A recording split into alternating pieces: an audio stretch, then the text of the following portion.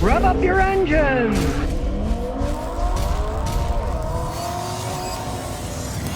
Looks like Volvo's leaving a lot of the United States, right? And the union auto workers, UAW's mad because they're going to be building trucks in Mexico instead of the United States that they kind of hinted they were going to do it here. Volvo Group setting up a new truck plant in Mexico instead of the United States. Now, the union said they're looking into contractual obligations because I guess they were supposed to build the trucks in the Lehigh Valley operations in the United States, right? But no, they're going to Mexico. Now, this is no surprise because everybody thinks Volvo. Oh, you know those Swedes. Oh, it is not the Swedes. The Chinese bought Volvo a long time ago. The Geely holding group. Geely is a very large Chinese car manufacturers. They own Volvo.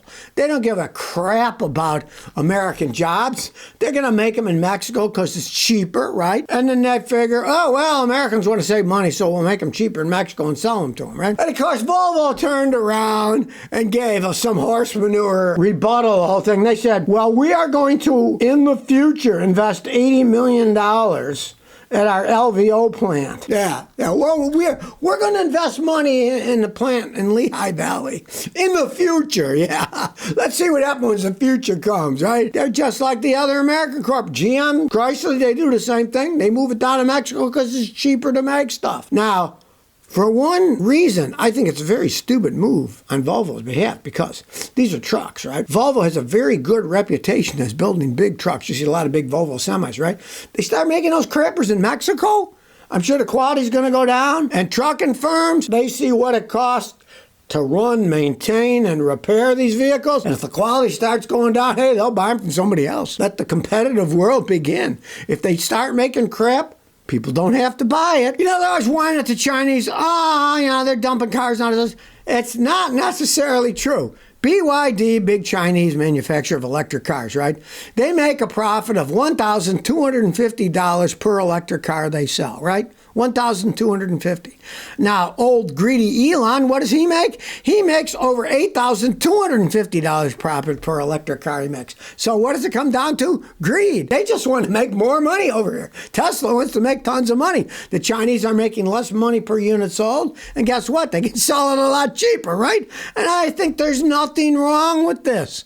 Hey, we're supposed to have an actual capitalist marketplace where the better product and the better price is going to win over. Even though it's rather ironic that China is a theoretically communist country. But wait a second, they're selling cars for profit worldwide. They have a stock market. They have ownership of property. To me, that's not communism. They're not supposed to have that in a communist society.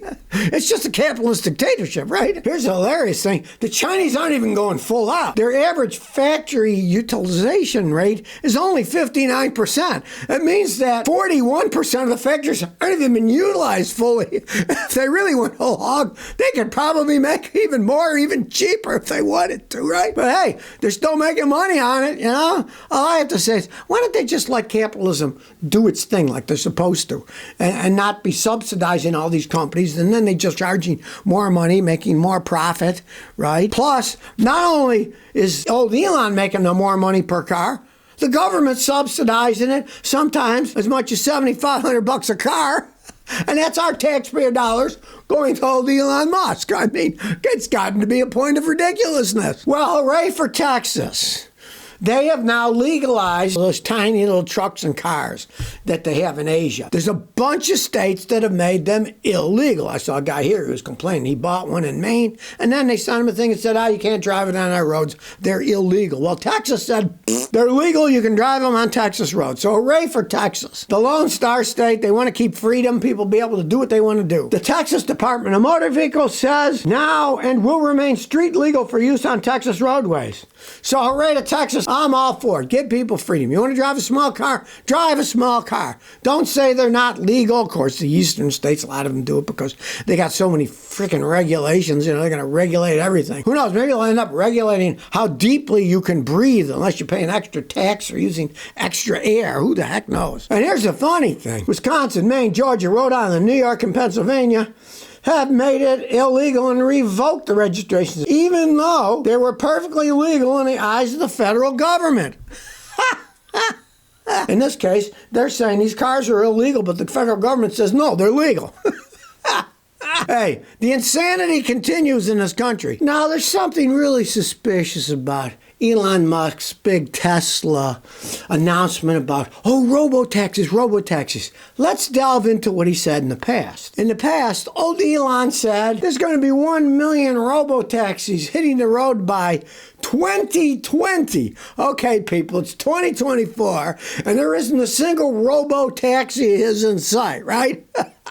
But, then he's, robo-taxis. I'm all in on robo-taxis. This guy will say anything to try to get the stock go up and running. Now, as we can see already, all the cities in the United States that they've talked to said he didn't even apply for permits for trying robo-taxis. He hasn't built any robo-taxis. I suppose in the next few months, he'll come up with some crazy prototype piece of crap and say, oh, look, just like with his Elon Musk robot that was an absolute pile of junk, and the Honda Japanese robots blew him away, right? He's got to have something to show to BS to try to keep his stock up in the air. Basically, he just wants to fool people into continuing to invest in his company with stuff that probably will never come to fruition because his electric car business, Tesla, is starting to go down. Hey, the people that wanted to buy them have bought them. Now there's all kinds of competition out there, and a lot of people have realized, an electric car give you Hertz.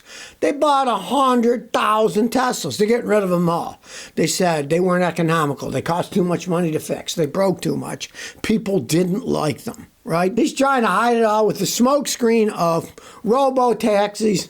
And as we'll probably find out, it'll be just another scam trying to get his stock up so he can cash in with all of his stock options that he has. Do you ever wonder why gas prices always end in 9/10? So it's like $3.99 and 9/10. Well, that's not $4. That's $3. No, it's $4. Take away 1/10 of a cent. Now, originally, they did it because if you look at the old price of gas was like 10 cents a gallon, okay? You add 1 penny, you're adding 10% to the price of the gasoline, right?